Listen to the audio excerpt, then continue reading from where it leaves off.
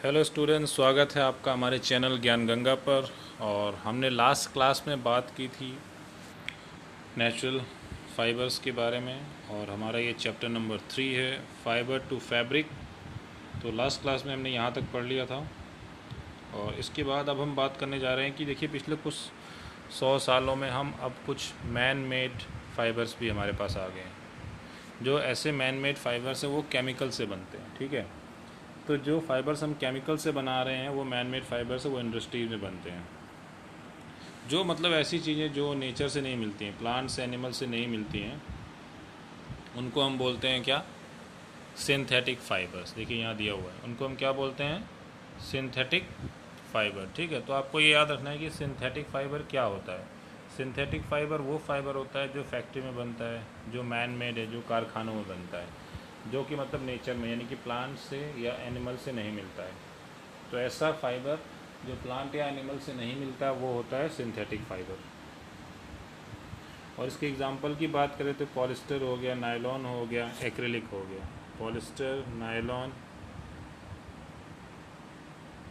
Acrylic, ये सारे क्या हैं? सिंथेटिक फाइबर हैं। ये ऐसे फाइबर हैं जो कारखाने में बनते हैं या फैक्ट्री में बनते हैं। तो इसको आप याद कर लीजिए। मेरा कोशिश ये है कि पढ़ते वक्त ही सारी चीज़ें आपको याद हो जाएं। तो आपको मतलब पढ़ते वक्त ही सारी चीज़ें अगर याद हो जाएंगी तो बार बार दोहराने की तिराने की ज़रूरत नहीं पड़ेगी। इसलिए मैं आपको बार बार बोलता हूँ कि इन वीडियोस को ध्यान से देखिए, ध्यान से पढ़िए, ध्यान से समझिए, ध्यान से लिखिए और याद करिए और समझिए। तो बहुत ज़रूरी है एक एक शब्द पर फोकस करना। तो सिंथेटिक फाइबर क्या है स्टूडेंट्स? वो फाइबर जो फैक्ट्रीज में बनता है, वो फाइबर जो प्लांट और एनिमल से नहीं मिलता है, वो फाइबर जो मानवों द्वारा निर्मित है, जो केमिकल्स के द्वारा बनता है, जैसे कि पॉलिस्टर, नायलॉन और एक्रिलिक, ठीक है। तो ये बात होगी। इसके बाद हम जानने जा रहे हैं सम प्लांट फाइबर्स। अब कुछ प्लांट फाइबर्स की बात करने जा रहे हैं अब हम। तो जब हम प्लांट फाइबर्स की बात कर रहे हैं तो सबसे पहले हम पढ़ने जा रहे हैं किसके बारे में? कॉटन के बारे में। तो कॉटन एक बहुत ही इंपॉर्टेंट प्लांट फाइबर है, ठीक है।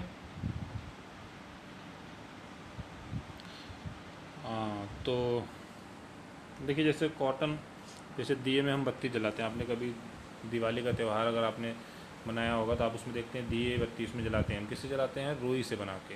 उसमें तेल डालते हैं, उसमें रुई की बत्तियां बना के डालते हैं, ठीक है। तो देखिए कॉटन क्या है? कॉटन देखिए बहुत जगह यूज़ होता है। तो कॉटन सबसे पहले देखिए यहाँ पे लिखा हुआ है कि cotton wool is also use for filling mattresses, quilts और pillows.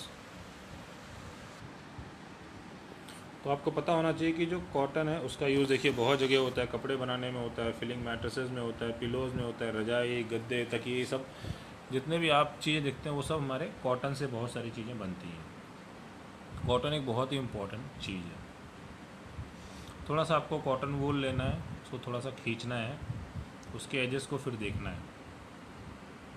What do you observe? क्या आप देखते हैं? जो एक स्मॉल थिन पतला सा स्ट्रैंड देखेंगे वो किसका बना होता है? कॉटन फाइबर से बना होता है, ठीक है। तो कॉटन वूल अगर आप लेंगे तो आप देखेंगे लास्ट में आपको उसमें खींचते खींचते खींचते लास्ट में आपको क्या मिलेगा? Cotton fibre. तो कॉटन का रेशा, तो जो कॉटन फाइबर है उसी से धागे बनते हैं, फिर उसके धागे से बहुत सारी चीज़ें बनती हैं, और कॉटन को डायरेक्टली भी बहुत सारी चीज़ों में यूज़ किया जाता है। तो आपने ये जाना कि भाई जो कॉटन है वो एक बहुत ही इम्पॉर्टेंट हमारा नेचुरल फाइबर है, जो प्लांट से हमें ऑब्टेन होता है, जो प्लांट से हम प्राप्त करते हैं, ठीक है। ये कॉटन वूल कहाँ से आता है?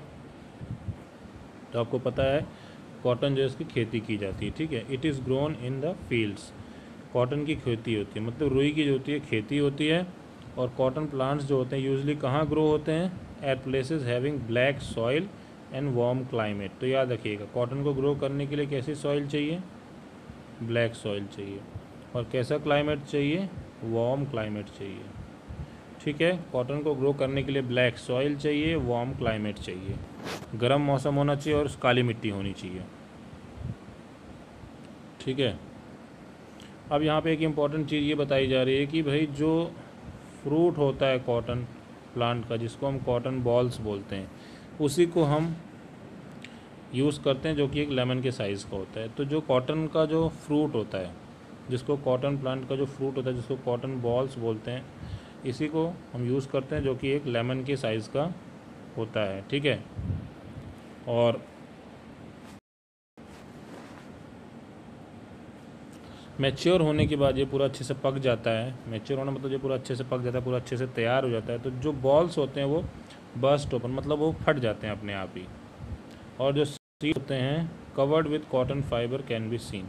तो देखिए ये सीड्स होंगे और उसके ऊपर पूरा ऐसे ऐसे ऐसे पूरा कॉटन होगा, तो बीच में सीड्स होते हैं बहुत सारे, तो उसके ऊपर पूरा ये कॉटन फाइबर ऐसे ऐसे लगा होता है, बीच में सीड्स होते हैं, तो इसको हम देख सकते हैं। कॉटन बॉल्स फट जाती हैं, फिर उसमें ऊपर हमें कॉटन दिखाई देता है, ठीक है। तो इस तरह से हमें ये कॉटन ऑब्टेन होता है। ये देखिए यहाँ पिक्चर देखिए दिखाया गया है आपको, फील्ड ऑफ कॉटन प्लांट। यहाँ पे आप देख सकते हैं कि किस तरह से कॉटन बॉल्स फूट गए हैं और आपको रुई दिख रही है, कॉटन दिख रही है और उसके अंदर उसके बीज भी होंगे। तो यहाँ से देखिए कॉटन की खेती है, यहाँ से हमें मिलता है। तो रुई की खेती बहुत की जाती है अपने देश में, और यहाँ से फिर हमें सारा कॉटन प्राप्त होता है, ठीक है। तो ये है फील्ड ऑफ कॉटन प्लांट। अब चलिए बोल रहा है कि फ्रॉम दीज कॉटन बॉल्स, अब ये जो कॉटन बॉल्स हमें मिल गए हैं, इससे क्या होगा, हमें कॉटन बॉल्स मिल गए। Cotton is usually picked by hand. जो कॉटन होता है वो ज़्यादातर उसको हाथ से हम निकालते हैं, ठीक है। जो कॉटन बॉल से ज़्यादातर हम हाथ से कॉटन को निकालते हैं। और fibres are then separated from the seeds by combing. और ये जो कॉटन फाइबर है इसको हम सीड से सेपरेट करते हैं कॉम्बिंग के द्वारा। वो प्रोसेस है कॉम्बिंग। इस प्रोसेस को बोलते हैं गिनिंग ऑफ कॉटन। ऐसी प्रोसेस जिसमें हम कॉटन के बीज को कॉटन फाइबर से अलग करते हैं या कॉटन फाइबर को उसके बीज से अलग करते हैं, इसको हम कॉम्बिंग बोलते हैं या बोलते हैं। तो कॉम्बिंग करके कॉटन फाइबर को अलग कर लिया जाता है उसके बीज से, ठीक है। तो ये आपको याद रखना है यहाँ पे कि फाइबर जो है वो सेपरेट होता है बीज से कॉम्बिंग के द्वारा, और इस प्रोसेस को बोलते हैं गिनिंग, जिसमें हम कॉटन फाइबर को कॉटन के बीज से अलग करते हैं। पहले तो ये हाथ से होती थी गिनिंग, लेकिन आजकल क्या मशीन्स आ गई हैं गिनिंग के लिए, ठीक है। जैसे देखिए ये आदमी क्या कर रहा है, गिनिंग कर रहा है। देखिए कॉटन फाइबर को कॉटन के सीड से अलग कर रहे हैं, कॉटन के बीजों से अलग कर रहे हैं, इसको बोलते हैं गिनिंग, गिनिंग ऑफ कॉटन। ये देख सकते हैं आप, ठीक है। तो इस तरह आप देख सकते हैं ये गिनिंग ऑफ कॉटन कर रहा है। तो इस तरह से हमें कॉटन मिल जाता है और फिर कॉटन से कॉटन फाइबर बनता है, कॉटन फाइबर से कॉटन फाइबर हमें मिल जाता है, कॉटन फाइबर से हम कॉटन के थ्रेड्स बनाते हैं और फिर थ्रेड से हमारे कपड़े बनते हैं, ठीक है। तो इस तरह हमें देखिए कॉटन मिल गया। ये एक तो हमने नेचुरल फाइबर देख लिया कॉटन। दूसरा नेचुरल फाइबर बहुत ही इंपॉर्टेंट है, जो वो आ रहा है जूट। तो देखिए जूट क्या है, जूट भी एक नेचुरल फाइबर। ये कहाँ से मिलता है, from the stem of the jute plant. ये जूट प्लांट है, आप देख सकते हैं। तो जूट प्लांट की स्टेम से हमें जूट मिलता है, ठीक है। तो आपको ये याद रखना है कि जूट प्लांट की स्टेम से हमें जूट मिलता है। और ये कहाँ कल्टीवेटेड होता है, यूजुअली ये रेनी सीजन में कल्टीवेट होता है इंडिया में। और जूट मेनली कहाँ ग्रोन होता है, वेस्ट बंगाल, बिहार और असम में। तो ये आपको याद रखना है कि जूट जो है मेनली वो वेस्ट बंगाल, बिहार और असम में मेनली ये ग्रो होता है, ठीक है। और जो जूट प्लांट है वो नॉर्मली कब इसको हार्वेस्ट किया जाता है, when it is at flowering stage. तो जूट प्लांट मेनली तब हार्वेस्ट किया जाता है, तब इसको काट पीट के निकाला जाता है खेत में से जब ये उसका मेनली फ्लावरिंग स्टेज होता है, ठीक है। तो मिलता कहाँ से, ये स्टेम से मिलता है। ये जो इसकी स्टेम है, स्टेम से हमें मिलता है, ठीक है। जो आप स्टेम देख रहे हैं इसी स्टेम से हमें जूट मिलता है। तो कैसे को यहाँ देखिए बताया गया है। The stem of harvested plant are immersed in water for a few days. जो स्टेम होता है प्लांट हार्वेस्ट, जो काट के हम जो प्लांट लाए हैं उसकी स्टेम को पानी में कुछ दिन के लिए डुबा दिया जाता है, ठीक है। The stem rot and fibre are separated by hand. जो स्टेम होती है वहाँ सड़ती है पानी में कुछ दिन के लिए, फिर धीरे धीरे वो फाइबर वहाँ से स्टेम से अलग होने लगता है और उस फाइबर को हम उसकी स्टेम से अलग कर लेते हैं हाथ से। तो इस तरह से जूट प्लांट से हम देखिए जूट को ऑब्टेन करते हैं, जूट हमें प्राप्त हो रहा है। कैसे होता है, जूट प्लांट को काटते हैं, जब वो फ्लावरिंग स्टेज में होता है उसको ले जाके पानी में डुबा देते हैं कुछ दिन के लिए, फिर वहाँ सड़ता रहता है, रॉट होता है, रॉटिंग मतलब सड़ना, रॉट होता है वहाँ पे वो, ठीक है। उसके बाद फिर हम वहाँ से जूट फाइबर को वहाँ से हम निकाल लेते हैं उसकी स्टेम से, ठीक है। तो इस तरह से देखिए हमें जूट मिल जाता है, ठीक है। तो हमें कॉटन और जूट कैसे मिलता है पता लग गया। और जूट की खेती मेनली कहाँ होती है, वेस्ट बंगाल, बिहार और असम में। याद रखना आप, वेस्ट बंगाल, बिहार और असम में मेनली जूट की खेती होती है। ठीक है, इसके बाद नेक्स्ट आ रहा है मेकिंग यान फ्रॉम कॉटन। अब कॉटन तो मिल गया, अब कॉटन से यान कैसे बनेगा ये देखिए, यहाँ पे बताया जा रहा है। देखिए क्या किया इसने, थोड़ा सा आप अपने हाथ में कॉटन लेके उसको धीरे धीरे खींचते जाएगा और ट्विस्ट करते जाएगा। देखिए इससे धागा बन जाएगा। ये मैंने क्लास में बच्चों को करके भी दिखाया था, तो ये आप खुद भी कर सकते हैं। तो ये थोड़ा सा कॉटन लेना है और उसको खींच खींच के इससे ट्विस्ट करते जाना है, घुमाते जाना है गोल गोल। तो देखिए खींच खींच के घुमाएंगे तो धागा बन जाता है। यहाँ देखना कैसे धागा बन गया ये, तो ये आपको देखना है। तो क्या बोल रहा है, to make fabrics all this fibres are first converted into yarn. सबसे पहले देखिए इस फाइबर को हमें क्या कन्वर्ट करना पड़ेगा, किस में कन्वर्ट करना पड़ेगा, यार्न्स में। तो सबसे पहले यार्न्स में कन्वर्ट होगा। ठीक है, ये याद रखिए, जितने भी फाइबर हैं सबसे पहले उसका यार्न में कन्वर्ट होगा। तो यानी कि यार्न मतलब पतले पतले स्ट्रैंड्स, पतले पतले धागे जैसे में कन्वर्ट होगा।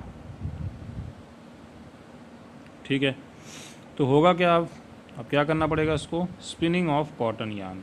अब यहाँ पे आगे बात स्पिनिंग। स्पिनिंग मतलब जैसे चरखा काटते हैं ना, स्पिन घुमाना गोल गोल, स्पिन मतलब वो गोल गोल घुमाना। तो आप देखिए बता रहा है, एक्टिविटी में दिखा रहा है कि कुछ कॉटन लो अपने हाथ में, ठीक है, एक हैंड में, उसको दूसरे हाथ से थोड़ा सा खींचो और फिर उसको हल्का सा खींचते हुए ट्विस्ट करो। ट्विस्ट करोगे आप धीरे धीरे देखेंगे कि एक यान आपको तैयार हो जाएगा। ये जो दिखाया इसने करके, ये वाला, तो यही प्रोसेस है। इसमें करना क्या है आपको, थोड़ा सा आपने कॉटन ऐसे लिया हाथ में, ठीक है, फिर इसमें से थोड़ा सा कॉटन लेना और इसको ऐसे ऐसे ऐसे ऐसे ट्विस्ट करते रहना है दूसरे हाथ से। तो जब आप देखेंगे तो फिर लास्ट में आपको इस तरह से कॉटन का हल्का सा यान बन जाएगा। ये आप हाथ से बना सकते हैं। ठीक है, तो इस तरह से आप कॉटन का यान तैयार कर सकते हैं, मतलब अपने आप से। लेकिन देखिए मेन चीज़ होती है एक प्रोसेस जिसके द्वारा ये यान बनाए जाते हैं बड़े लेवल पे। ये तो हम छोटा सा प्रैक्टिकल करके देख रहे हैं कि हाँ भाई बनता है कि नहीं बनता है। तो यहाँ पे बहुत इंपॉर्टेंट चीज़ बताई गई है, द प्रोसेस ऑफ मेकिंग यान from fibre is called spinning. वो प्रोसेस जिसके द्वारा हम फाइबर से यान बनाते हैं उसको स्पिनिंग बोलते हैं। ठीक है, ये याद रखिएगा।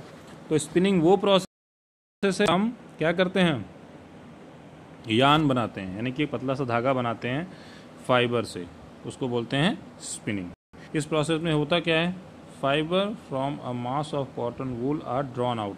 फाइबर को एक मास ऑफ कॉटन वूल से थोड़ा सा खींचा जाता है, उसको ट्विस्ट किया जाता है। इससे वो सारे फाइबर जो इधर उधर बिखरे होते हैं एक साथ टुगेदर आ जाते हैं और एक यान को बना देते हैं। जैसे ये मैंने आपको बताया, ये देखिए यहाँ एक ट्विस्ट करके इसने धागा बना देना है। यहाँ इसने एक बंच ऑफ कॉटन इस हाथ में लिया है, ठीक है, यहाँ देखिए इस हाथ में इसने एक बंच ऑफ कॉटन लिया है, फिर इसमें से धीरे धीरे खींचता गया और ऐसे ऐसे उसको गोल गोल, मतलब हाथ से अपने इस हाथ से ट्विस्ट करता गया ऐसे गोल गोल। तो खींचते खींचते ट्विस्ट करते करते फिर देखिए एक धागा बन गया। पहले हमारे पास क्या था, सिर्फ कॉटन था, यानी कि सिर्फ कॉटन का वूल था, कॉटन का फाइबर था, फिर हमने इससे क्या बना दिया, एक धागा बना दिया। ठीक है, तो इस तरह से हम ट्विस्ट करके इसका यान बना लेते हैं और इसी तरह से स्पिनिंग करके भी यान बनता है। एक सिंपल डिवाइस यूज़ करते हैं स्पिनिंग के लिए जिसको हम हैंड स्पिंडल या टकली बोलते हैं। ये है टकली, देखिए इससे हम इसमें धागा फंसा के, ये देखिए इसको घुमाते हैं तो इससे फिर धागा बन जाता है, यानी कि यान बन जाता है। तो आपको याद रखना है कि एक सिंपल डिवाइस जो कि यूज़ होती है स्पिनिंग में, जिसको हम हैंड स्पिंडल या टकली बोलते हैं, जिससे हम धागा बनाते हैं। एक और डिवाइस है जिसको हम यूज़ करते हैं स्पिनिंग के लिए, चरखा। ठीक है, चरखा आपने देखा ही होगा, नहीं देखा है तो देख लीजिए, ये रहा चरखा। चरखा भी यूज़ करते हैं हम स्पिनिंग करने के लिए। स्पिनिंग करके हम यान तैयार करते हैं। इसको महात्मा गांधी ने बहुत पॉपुलराइज़ किया था कि भाई चरखे का यूज़ करो, अपना कपड़ा खुद बनाओ, ये सब।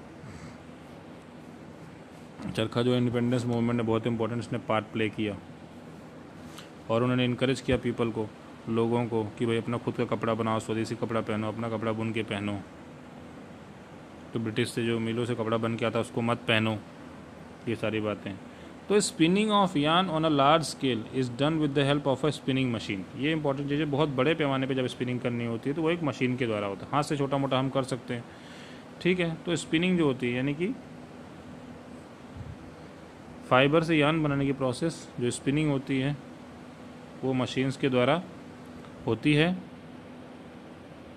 और आफ्टर स्पिनिंग करने के बाद जो यान तैयार होता है उस यान से हम बनाते हैं, यानी कि पीस ऑफ क्लॉथ बनाते हैं, पीस ऑफ एक कपड़ा हम तैयार करते हैं। तो यान से ही कपड़ा तैयार होता है, ठीक है। तो पहले फाइबर था, फाइबर से हमने यान बनाया, फिर यान से हम फैब्रिक बनाएंगे, मतलब कपड़ा बनाएंगे, ठीक है। अब देखिए यहाँ पे बताया गया है कि यार्न टू फैब्रिक, तो बहुत सारे जिससे हम फैब्रिक को बनाते हैं। टू मेन प्रोसेस हैं, वीविंग और निटिंग। ठीक है, यार्न से हम वीविंग के द्वारा और निटिंग के द्वारा अपना फैब्रिक तैयार करते हैं। देखा मम्मी लोग आपके क्या स्वेटर बुनते हैं, जुराब बुनते हैं, सब बुनते हैं, सिलाई करते हैं। तो वीविंग और निटिंग दो चीज़ें हैं। तो वीविंग और निटिंग दो चीज़ें होती हैं जिसके द्वारा यहाँ मेनली हमारा कोई भी यार्न से कपड़ा तैयार होता है। ठीक है, तो वीविंग क्या होता है? जब टू सेट ऑफ यार्न्स को अरेंज करते हैं एक साथ, तो उसमें होता है, तो दो सेट ऑफ यार्न्स को एक साथ अरेंज करते हैं तो उससे एक हमारा फैब्रिक तैयार होता है, तो उसी को हम बोलते हैं वीविंग। जैसे मान लीजिए एक सेट ऑफ धागा ऐसे ऐसे अरेंज कर दिया और एक सेट ऑफ धागा हमने ऐसे ऐसे अरेंज कर दिया, तो इस तरह से अरेंजमेंट करके तो क्या बनेगा, देखो कपड़ा तैयार हो गया ना। ये देखो ऐसे जब पास पास पूरा होता है तो ये देखिए ये एक पीस ऑफ कपड़ा आपका तैयार हुआ कि नहीं हो गया। तो इसी तरह से बड़े बड़े कपड़े तैयार किए जाते हैं वीविंग के द्वारा, जिसमें हम दो, एक को ऐसे ऐसे और एक को ऐसे ऐसे, यानी कि एक को पैरेलल और एक को हॉरिजॉन्टल तरीके से हम अगर ऐसे ऐसे बिनाई कर दें तो हमारा एक कपड़ा तैयार हो जाता है। ठीक है, तो यानी कि हम वीविंग के द्वारा हम क्या कर सकते हैं, यार्न से अपना फैब्रिक तैयार कर सकते हैं, यानी कि कपड़ा तैयार कर सकते हैं। तो ये एक्टिविटी बताई गई, इसमें वही कागज़ से आपको वही सेम चीज़ करनी जो मैंने बताया, दो स्ट्रिप्स बनाने और उनको एक साथ जोड़ना है। जैसे ये देखिए करके दिखा रहे हैं बच्चे यहाँ पे, देखिए कागज़ लिया और ये देखिए बुनाई जैसे होगी ना, ये देखिए कपड़े जैसा बुनाई होगा ना। आप कोई भी कपड़ा उठा के देखिए उसमें इसी तरह की बुनाई होती है, जिसमें वीविंग हुआ होगा उसमें आपको इसी तरीके देखिए कपड़ा तैयार होगा। देखिए ये देखिए पेपर लिया, उसके ढेर सारे स्ट्रिप्स काटे और स्ट्रिप्स को एक स्ट्रिप को कैसे किया है, यहाँ देखिए ध्यान से आप, एक स्ट्रिप को ऐसे लगाया और एक स्ट्रिप को ऐसे लगाया, एक स्ट्रिप को ऐसे लगाया, एक स्ट्रिप को ऐसे लगाया, एक स्ट्रिप को ऐसे लगाया, एक स्ट्रिप को ऐसे लगाया। तो देखिए वही चीज़ आगे ना जो हम बता रहे थे भी आपको, ऐसे ऐसे और ऐसे ऐसे ऐसे ऐसे ऐसे।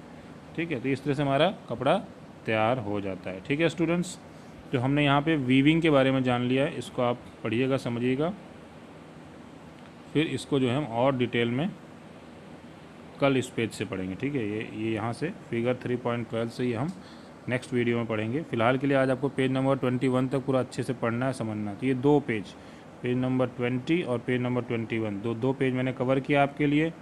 इन दोनों को अच्छे से पढ़िए, अच्छे से समझिए, एक एक लाइन एक एक शब्द पे आपको फोकस करना है, so that you can understand each and everything, so that you don't have any problems regarding the understanding of the concept. So you have to read the chapter, you have to write the things, you have to solve the question answers, you have to read the summary, you have to watch the video, and you have to ask if you have any doubt, right?